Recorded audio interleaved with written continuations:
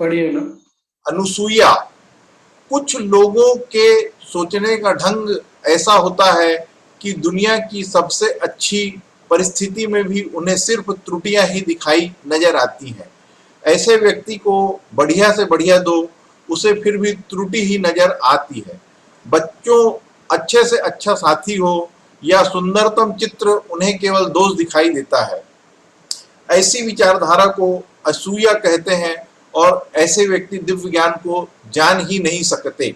असूया का अर्थ है दोष ढूंढना या सब जगह हानि पहुंचाने वाली मंशा रखना।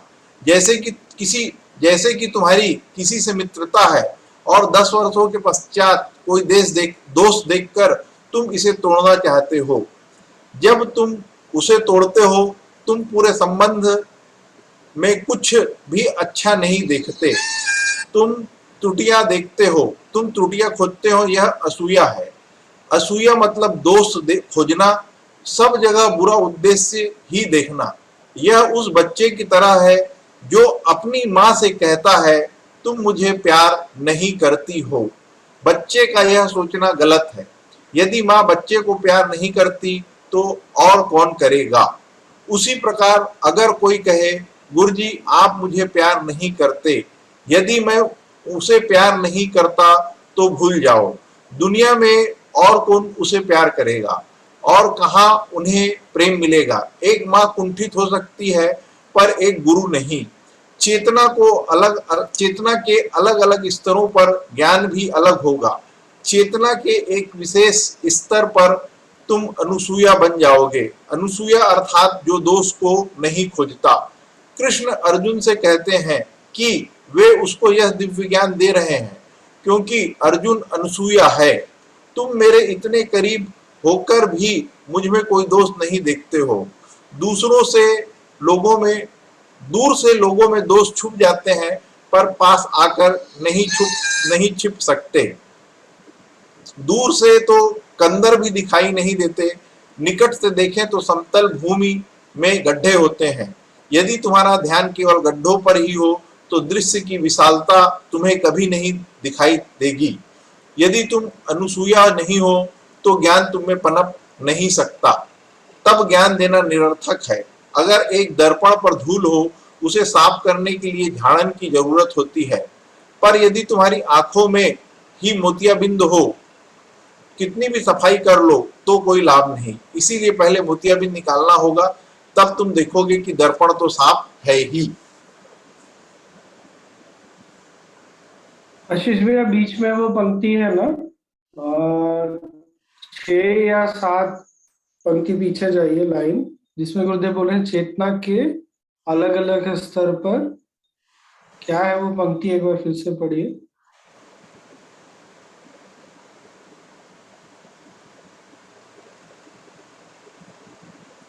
चेतना के अलग अलग स्तरों पर ज्ञान भी अलग होगा।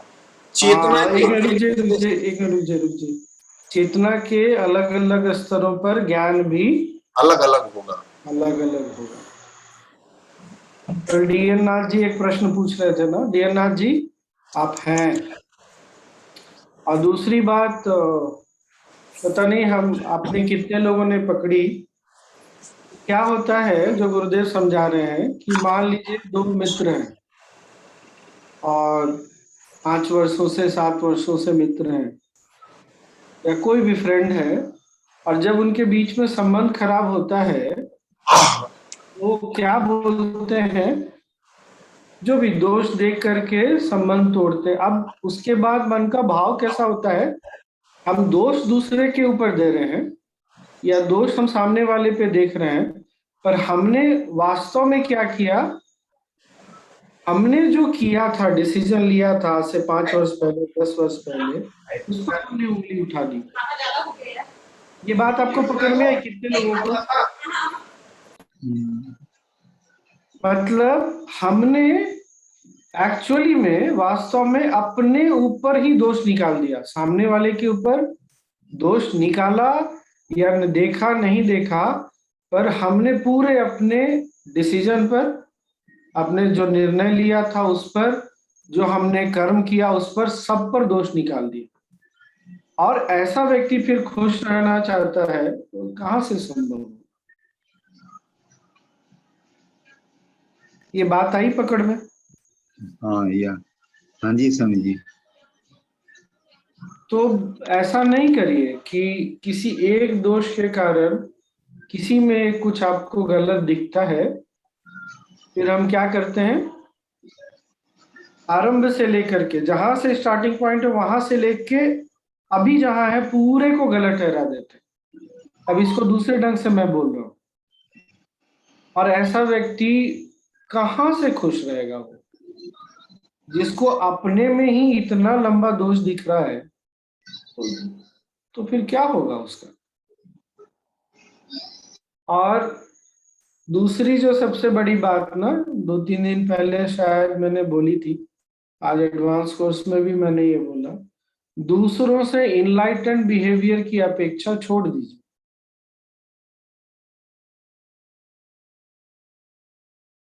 फिर क्या होता है, हम ना अनुसूया वाली स्थिति में धीरे धीरे आने लगे। नहीं तो क्या होता है,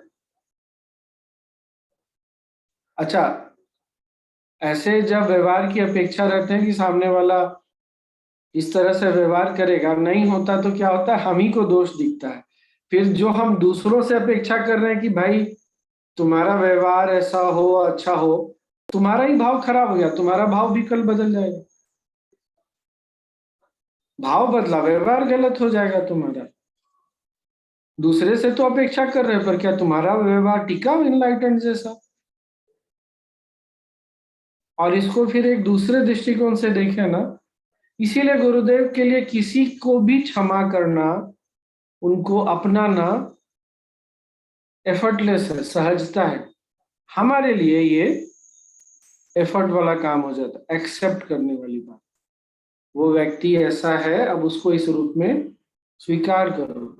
चीजें ऐसी है, अब उसको स्वीकार करो। होता है नहीं होता है, वो एक संघर्ष बन जाता है।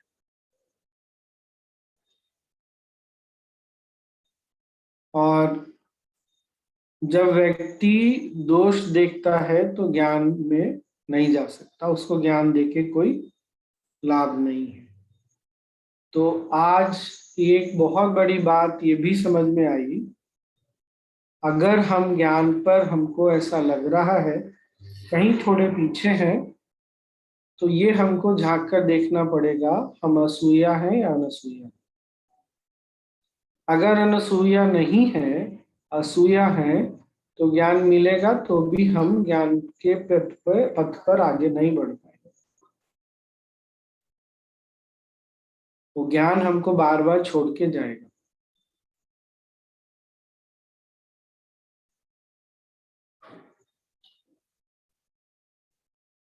इसको आज तो काफी कुछ ध्यान में आ रहा है।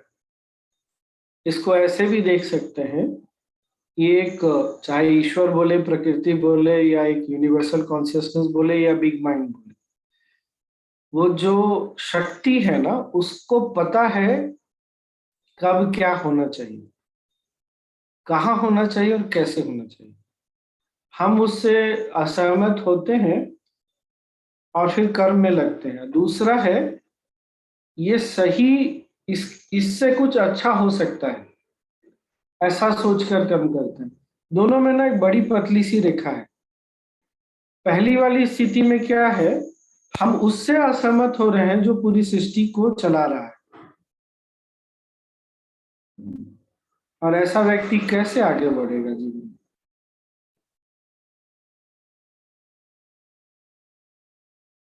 और दूसरा व्यक्ति, उसको ये बात समझ में आ रही है कि मेरे अनुसार इसको कुछ और, इससे कुछ अच्छा हो सकता है, मैं कुछ कर सकता हूँ।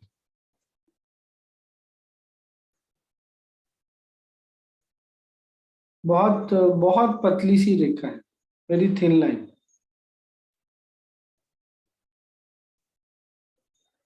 तो अगर अंतिम, फिर क्या होता है, जब असूया होते हैं तो गुरु में भी दोष देखने लगते हैं। क्या, गुरु ने उसको देखा, मेरे को नहीं देखा। गुरुदेव उससे बात करते हैं, गुरुदेव वही 4-5 लोगों से बात करते हैं, हमसे बात नहीं करते। तो ऐसे व्यक्ति को फिर वो चाहेगा कि कृपा आशीर्वाद भरपूर मिले, तो कहाँ से संभव है, कैसे संभव है? मिला तो सब हुआ है पर वो पकड़ में नहीं आएगा। क्यों? मन की स्थिति असूया वाली है। और जब तक असूया वाली मनस्थिति है, कुछ भी आगे बढ़ना बहुत कठिन है।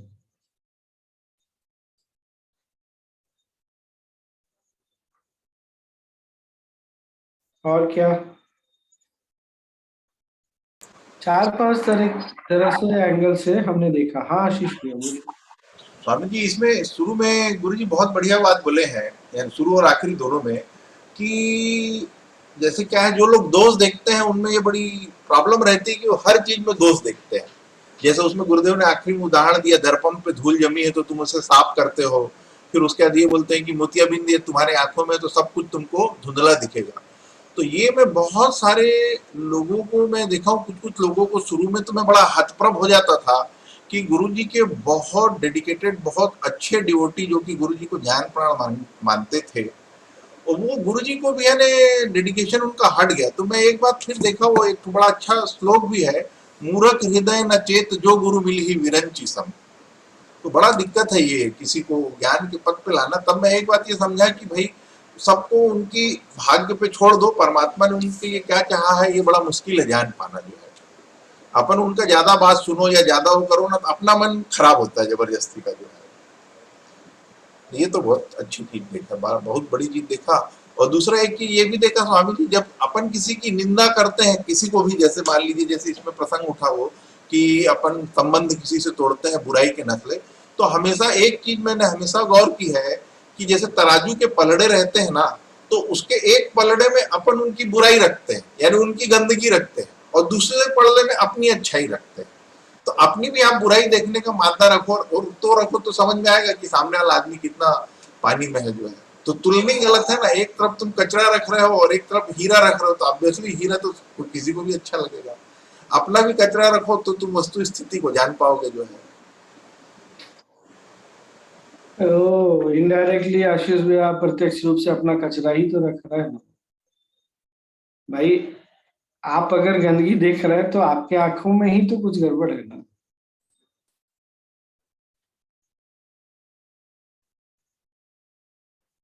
दृष्टि तो आप ही की है,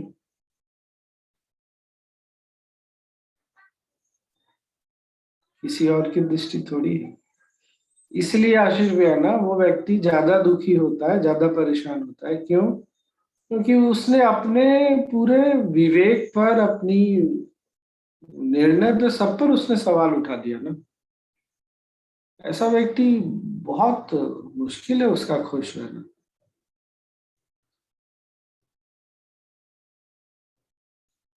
जैसे उसे ऐसा होता है कि नहीं होता नहीं पता नहीं, बट परंतु शायद माँ बाप भी कोई कोई ऐसे बोल देते हैं ना कि सारा हमारा पालना पोसना पढ़ाना लिखाना बेकार चला गया। अरे आप किस पर उंगली उठा रहे हैं? बच्चे पर या अपने आप पर? पाल पोस कर तो आप ही ने बड़ा किया उसको। हमारी सारी शिक्षा दीक्षा बेकार गई तो आपने बेकार शिक्षा दीक्षा दी है, इसका मतलब। एनीवे, और क्या।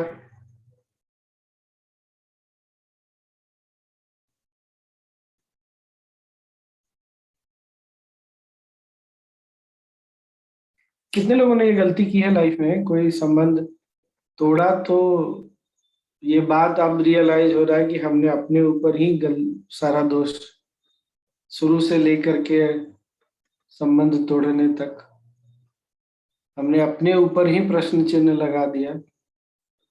कितने लोगों ने ऐसा किया है और आज रियलाइज हो रहा है। ऐसा नहीं करिएगा कभी भी,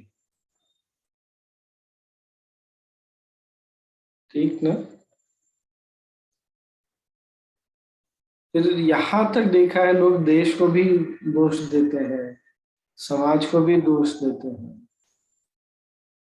और मैंने बहुत बार ये बोला, मैंने देखा है, इसीलिए दिल्ली में रहते हैं, दिल्ली को गाली देते हैं। अरे तुम कैसे सुखी रहोगे? कालिदास वाली बात भी नहीं, कालिदास तो जिस डाल पे बैठे थे उसको काट रहे, तुम तो अपने ही पैर पे कुल्हाड़ी मार रहे हो और दिल्ली छोड़ के भी नहीं जाते हो। जाओ छोड़ के चले जाओ, पर नहीं जाते छोड़ के। मुंबई में रहते हैं, मुंबई को ही गाली देते।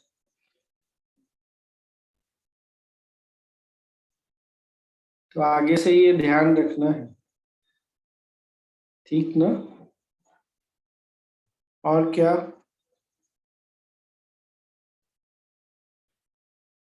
क्या गंगा कुछ बोल रही हो? बोलो बोलो। स्वामी जी, इसका मतलब हर परिस्थिति में हर रिश्ते को निभाए रखना है? नहीं, ऐसा कुछ नहीं है। अगर वो रिश्ता नहीं निभाने लायक है तो छोड़ दो, पर ये नहीं बोलना कि उस ये मतलब हमने जो किया वो सारा गलत ही था। हमने किया, सब अच्छा किया, पर अब लग रहा है स्थिति की, मान लो तुम्हारे सामने तुम खाने बैठे हो, बहुत भूख लगी थी, 3 या 4 पराठे थे, बट खाते खाते लग रहा है आप नहीं खा पाएंगे, पेट भर गया। पर ऐसा तो मत बोलो कि पूरा खाना ही खराब था, तुमने किसी तरह झेला है खाने को। तो क्यों झेल रहे थे तुम खाने को? नहीं झेलते। एक चीज मैं शेयर करना चाहूंगी। ये अगस्त 15, 7 साल पहले इसी हफ्ते एक बहुत अच्छे दोस्त, लगभग 16-17 इयर्स का कनेक्शन था और वी पार्टेड वेज। तो मैं आज ऐसे ही नॉलेज शीट भी पढ़ के, तकलीफ तो ये था कि इतनी अच्छी दोस्ती और एक बिजनेस, उस पे difference in opinion. It's okay, it's okay, but this does not mean that the whole thing was wrong.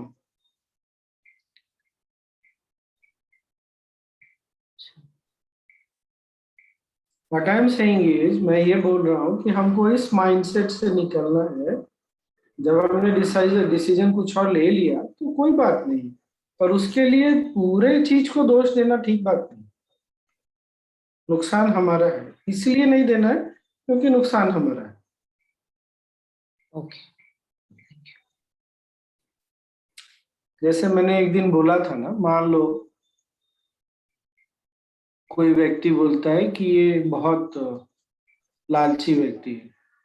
ये कहने का क्या मतलब? वो व्यक्ति 24 घंटे लालच में रहता है? क्या ये पॉसिबल है? 24 घंटे लालच में नहीं रहता। कितने घंटे लालच में रहता है जो तुम उसके बारे में ये धारणा बना के बैठे हो कि व्यक्ति लालची है या क्रोधी है? तो इससे ये भी समझ में आता है ना, एक हमारी हर बात को जनरलाइज करने की आदत पड़ जाती है। बुरा देखा तो सिर्फ बुरा देखा नहीं, पूरा बुराई को ही जनरलाइज कर दिया। उस आदमी के पूरे अस्तित्व पर ही हमने वो स्टैंप लगा दिया। तो ये तो हमारे लिए फिर स्वास्थ्य मतलब हेल्दी नहीं है। It will never help us. Thank you.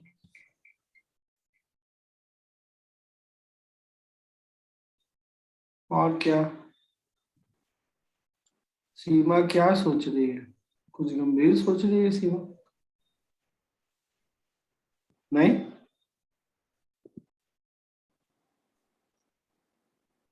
Swami ji, मेरा एक क्वेश्चन था।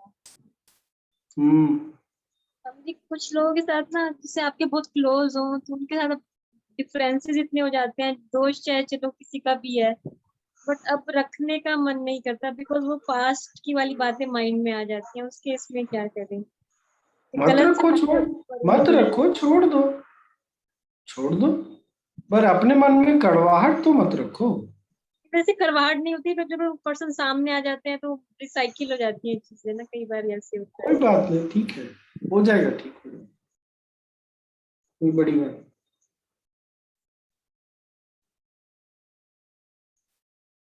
कोई बात नहीं, अपने से भी इनलाइटन बिहेवियर की अपेक्षा मत करो, बस साधना नहीं छोड़ना। साधना नहीं छोड़ोगे ना, आज एडवांस कोर्स में भी मैं यही बोल रहा था, जो मेमोरी है ना उसको डिलीट नहीं कर सकते, ये सुविधा हमारे पास नहीं है कि ये कड़वी मेमोरी है। हैरी पॉटर में देखा था मैंने, वो मेमोरी को निकाल करके ना एक छोटे से, वो क्या बोलते हैं, टेस्ट ट्यूब, ट्यूब में बंद करके छोड़ देते हैं। ऐसा हमारे पास कोई अभी तक फैसिलिटी आया नहीं है। मेमोरी की पकड़ हम डीली कर सकते हैं, कैसे? ज्ञान से, साधना से, उसकी जो हमारे ऊपर पकड़ है वो ढीली पड़ जाती है।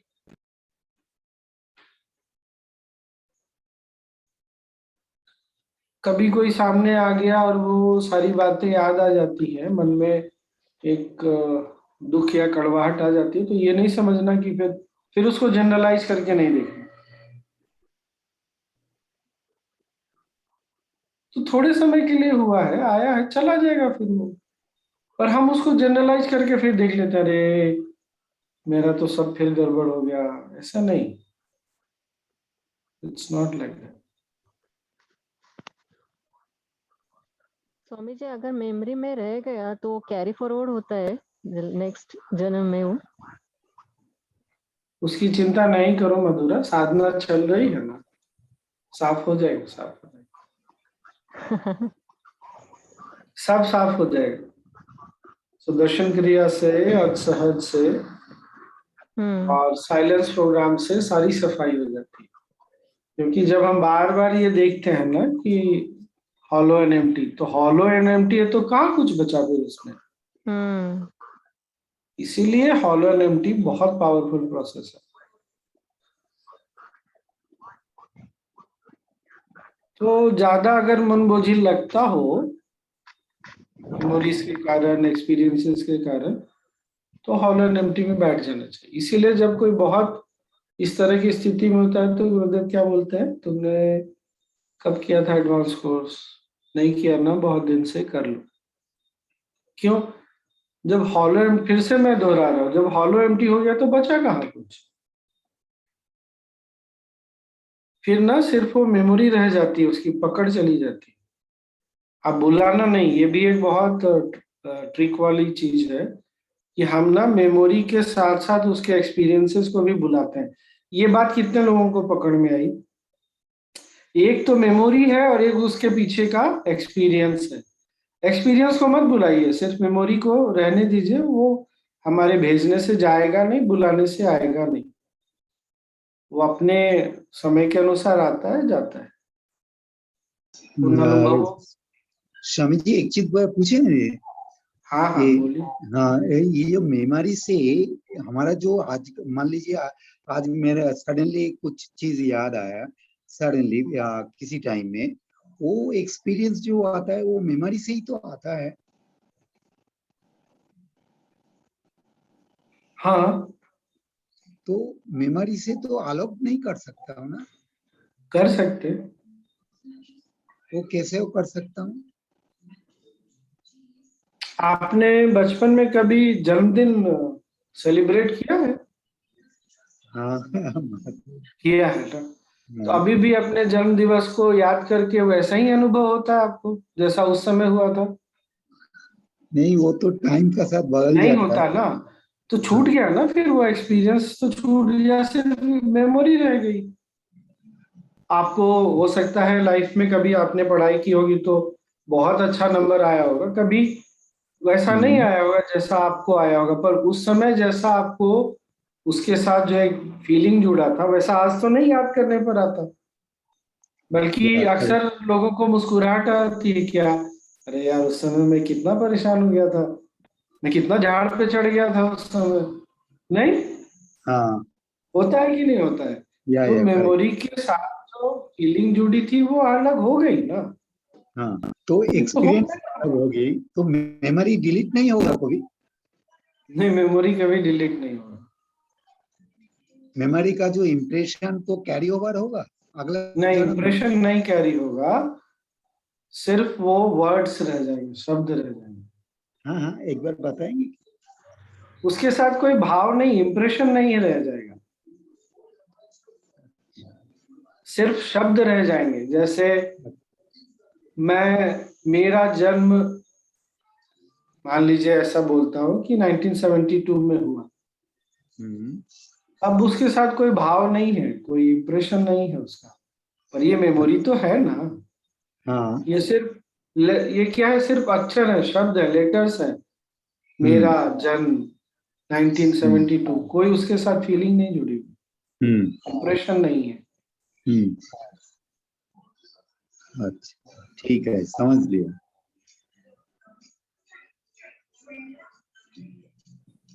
पर फिर से मैं रिपीट कर रहा हूँ, ज्ञान यहाँ फिर वही आएगा। याद है मन की सफाई कैसे होती है, गुरुदेव ने बोली थी, मन की शुद्धि कैसे होती है?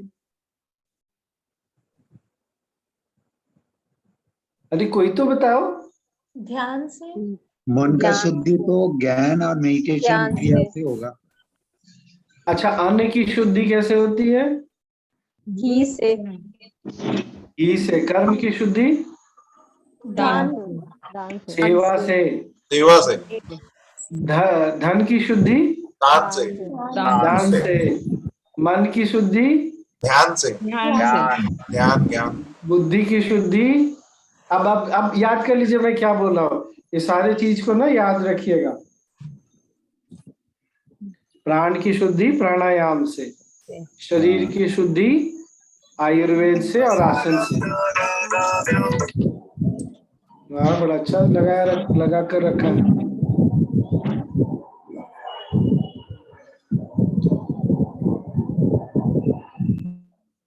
मतलब सारी चीजें ना कैसे बड़े सुंदर ढंग से कनेक्टेड है। और क्या? हाँ आपको एक बात पूछूं? हाँ। कि हमारा जो हम लोग का आर्ट ऑफ लिविंग में जो इटर्निटी प्रोसेस है, पास्ट लाइफ रिग्रेशन है, वहां से तो मेमोरी से तो पास्ट लाइफ का सब आता है।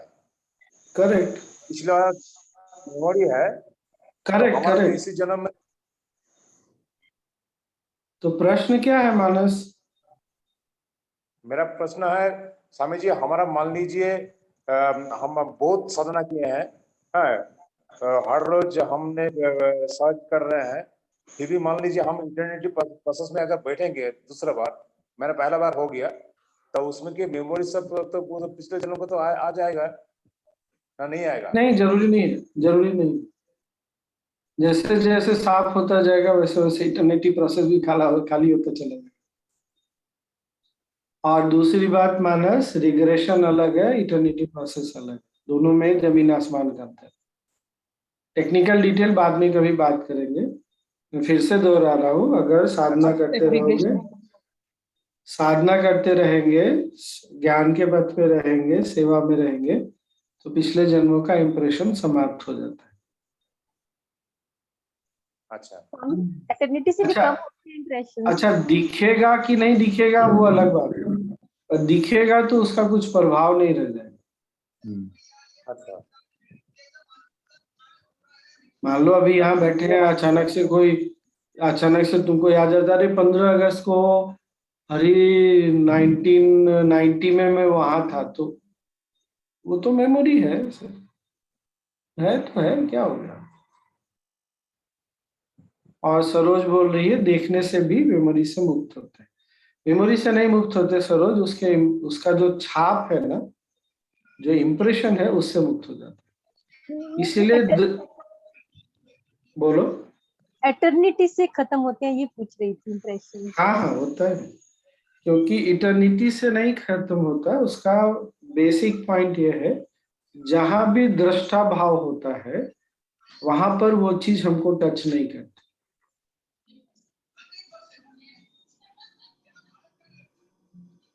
तो जब हम इटर्निटी प्रोसेस करते हैं, पिछले जन्मों के घटनाओं को देखते हैं ना, तो दृष्टा भाव रहता है, तो फिर हम उससे मुक्त हो जाते हैं।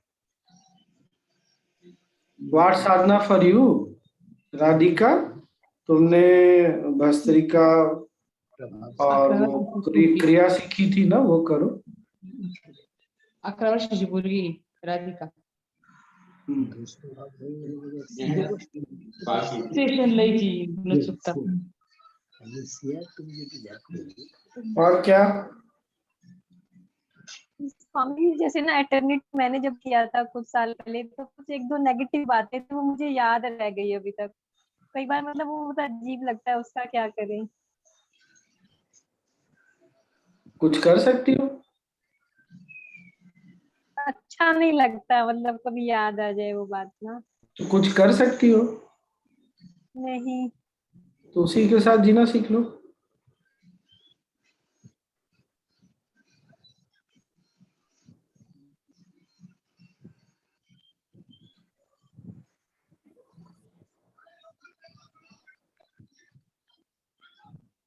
दैट्स इट, आज के लिए इतना ही।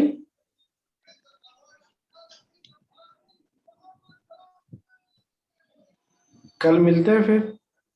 स्वामी जी हाँ, एक बार इटर्निटी प्रोसेस और पास्ट लाइफ रिग्रेशन का डिफरेंस एक बार बताइएगा. बस अभी रहने दो, वो उसका स्थान ये नहीं है माना, सांस को नहीं बोलो। आज 3 साल हो गया स्वामी जी टीचर बने हुए. आज ओ, बर्थडे है. बधाई हो भाई, बहुत बहुत बधाई हो।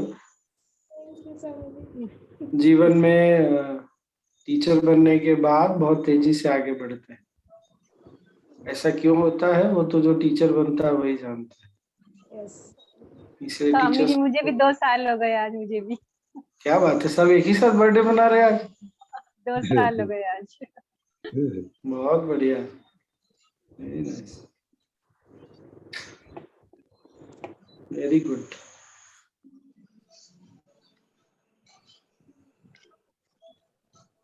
वो ये जोक सुना है क्या? एक बार एक बच्चे से, वो 5-6 वर्ष का होगा, 5 वर्ष का होगा शायद, या 6 वर्ष का, उससे पूछा तुम्हारे पापा की उम्र क्या है? तो बोलता है 5 वर्ष। तो उसके टीचर ने बोला ऐसा कैसे हो सकता है? तो बोला हाँ, जब मैं जन्म लिया ना तब वो मेरे पापा पापा बने थे। ठीक है, चलिए कल मिलते हैं 9 बजे। हाँ, जय गुरुदेव। जय गुरुदेव, जय जय गुरुदेव. गुरुदेव, जय गुरुदेव, जय गुरुदेव स्वामी जी। जय गुरुदेव। जय गुरुदेव। তিনি অনেক নলেজ দেন। তিনি যেটা বললেন যে